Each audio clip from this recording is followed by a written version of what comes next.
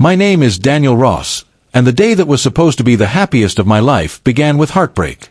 I had waited my whole life for that day, the day I would marry the woman I loved, Claire.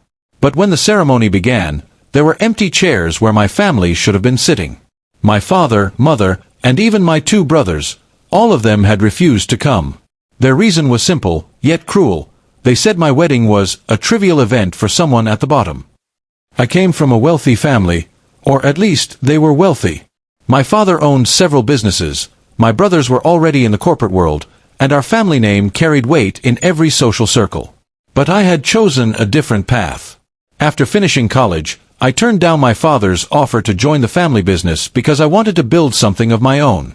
I dreamed of starting a small design firm, something creative and meaningful. My family called it foolish.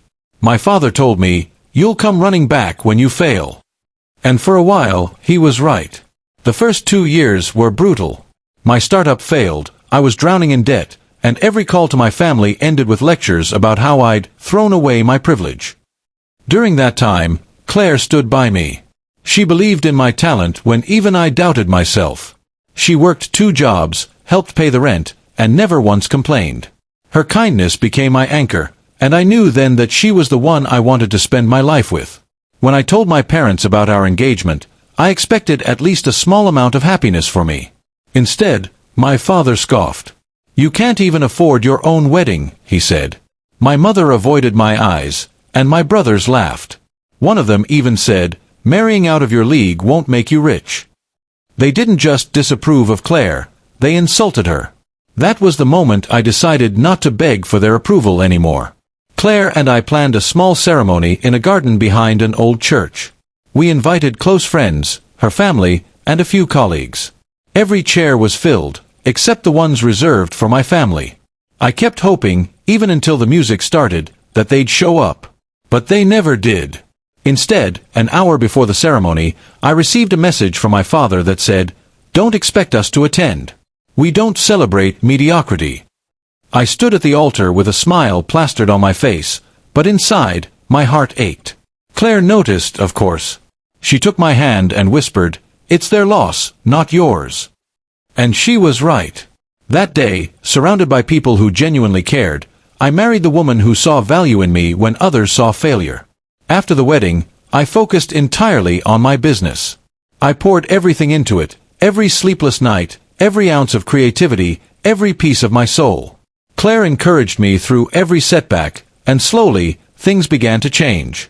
A major client discovered one of my designs online and reached out. That deal opened doors to more opportunities, and within a few years, my company, Ross Creative Studios, became one of the fastest-growing design firms in the region. We built our dream home, traveled, and hired a team of over 50 talented people. The same people who once laughed at my ideas were now asking for meetings and partnerships. But the most unexpected moment came one evening when I received a call from my mother. She said softly, "Your father isn't well. He wants to see you." When I arrived at their mansion, I felt a strange mix of nostalgia and bitterness. My father looked older, smaller somehow, as if life had humbled him in ways money couldn't fix. He looked at me and said, "Daniel, I heard about your success. I'm proud of you." I wanted to feel joy at those words, but I didn't. They came too late, after years of silence and rejection. Then he said something that caught me off guard. "Your brother's businesses are failing.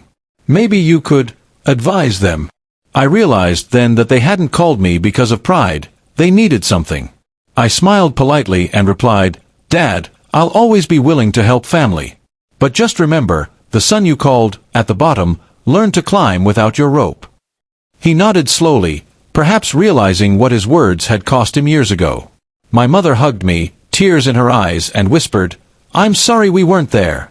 I looked at her and said gently, "You missed the day I started my real life. But you can still be part of it, if you choose to." Since that day, things changed. My family started to make amends, little by little. But the lesson stayed with me: respect isn't inherited through blood or money, it's earned through how you treat others when they're struggling. Now, when I look back at that wedding day, I no longer feel bitterness. Those empty chairs remind me of what I gained, not what I lost. I married love over approval, passion over privilege, and character over comfort. My family once called my wedding a trivial event, but that day was the foundation of everything good in my life. And sometimes, when I pass that same garden with Claire and our little daughter, I smile and think, they skipped the most important day of my life, and it became the day I finally stood tall without them.